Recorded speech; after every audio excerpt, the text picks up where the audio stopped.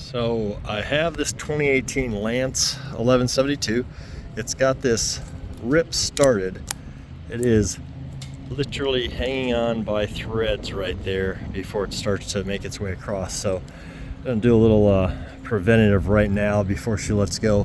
I'm gonna go in about 9 or 10 inches. I'm gonna wrap the top of this with some waterproof Gorilla Tape. Try that kind of a repair on this guy here. This will be out of the way. So yeah, let's give this a shot and just see how it holds up over time. And then I'll update this video. What I'd like to do, I think, I'm trying to decide. First I'm gonna rub this all down with alcohol, just to get everything off there. I already power washed and cleaned this awning yesterday or day before, I can't remember. I'm thinking about running a thin strip along here first to create basically a somewhat solid surface underneath, and then double wrap it. I'll use like this lip of this awning and kind of just double wrap it around. So let me get that cleaned off with alcohol first, and top and bottom, and let's give this a go. Okay, so this entire area through here has all been cleaned, including this aluminum rail here that houses the plastic starter. So this is what you want to feed through your channel if you're redoing this whole awning. But I'm gonna actually try to resecure this a little back further, since this is not gonna be too visible to the naked eye. This white here should match my white Gorilla Tape. I'll show you that product in a second.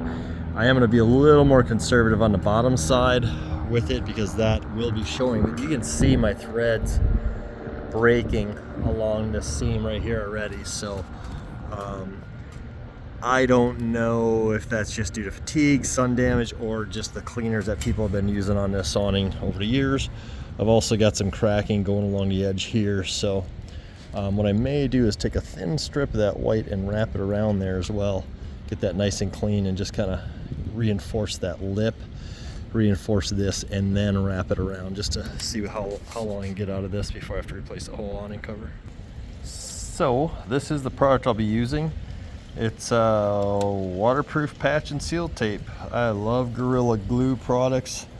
I mean, it shows boat patches, pool liners, hey, RVs and camper fixes. Works underwater, use indoors, outdoors, permanent bond, non-yellowing, white. What more can you ask for? I want to say this is 18 bucks a roll for a 4x10 foot roll at Home Depot or Lowe's. I can't remember which store is in. But anyway, basically it's their version of Eternabond, I guess. So we'll see what happens on this. So it's got a gray side.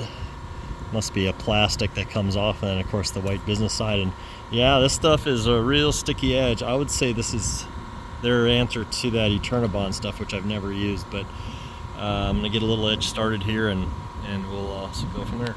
Okay, so I'm just trying to take my time here and run it along this edge here to give it a little bit of reinforcement strength on the actual stainless channel, and then transition over to where these stitches are weak. So I'm telling you what, I don't think it would be a bad idea to run this stuff along the entire length, by the looks of it. So I only have a little small piece unprotected under the bottom here, and so far I don't mind the way this is laying on here at all. I did cut out a little notch here so I can custom fit it as we go around the corner. Hopefully I cut enough.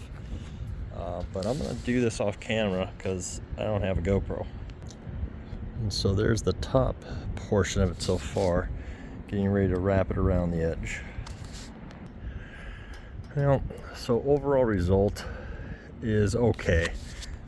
It's definitely strong. There's no doubt about that. I have zero doubt that this guy's gonna hold up in the wind now. So that's the main thing. End up with this little flag of a corner on there, which I could trim that off, or even I'm just not gonna worry about it. It's just not that big of a deal. So I do think that laying the the Gorilla stuff over the top of this and making sure that that surface is really clean is a good idea. I don't see any negative consequence to doing that. If you ever had to cut this thing out of here, you could just cut your slit along here, get rid of this Gorilla tape. It would end up leaving that residue, but the pipe would still come out of the end. So it's, you're not encumbering yourself for future repair, I don't think, with this product. On the bottom, I mean, it ain't pretty. It's a, you know, wrong color. I guess I could take some gray duct tape or even some spray paint, clean that surface off real well, and paint it gray if I cared. But let's face it, you're not sitting under here looking up at your canopy, and I mean, come on, really? So I'm just not that concerned about it. It's gonna be fine, and it's better than having it rip off on me while I'm out there boondocking. So anyway, hope that helped somebody else with one different product. I didn't, you know, create this idea on my own. There's another person that used Eternabond on YouTube. Sorry, I can't give you credit. I just can't remember what your username was. Just saw that one today. Gave you a big thumbs up. So you know, this is a good alternative. I think it looks like a really strong product. So here's another little makeshift modification that I did. You got this little rubber bippy at the top there. I believe that the function of that is designed to, when you close up your awning, it sits along this and bumps into your trailer up there at that little round tab. I can't see where I'm pointing in my own video, but anyway, nope, I take it back. There's a little rubber stop run in that sits there, but that top thing, I believe, is designed to kind of capture the armature behind this barrel. Well, I lost this one while I was on the road traveling, so let's see if I can zoom in on that guy. So I rigged up a rubber stopper up there, and you're not going to be able to really see it well, but I actually drilled a hole through it horizontally as well. There's it's kind of a stair-stepped metal stud that sticks up, and there's a relief around there, so I drilled a hole through the rubber stopper, slung a zip tie through there, and then cranked the zip tie down so that rubber stopper should stay on there. I just couldn't find that part for now, and I didn't want it ripping my awning. So that's actually out of a Yamaha SUV Wave Runner. That's out of this guy right here. This is an old 2-stroke, but we converted it over to 4-stroke motor, and so therefore I didn't need the oil reservoir or the oil sending unit. So which is basically it's your oil level in there, electronic level, and that was the cap that was on there. Is that rubber cap?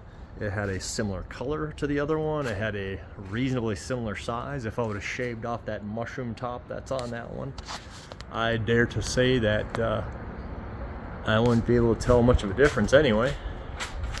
And you know, po folks got po ways, you know what I'm saying? Won't be enjoyed.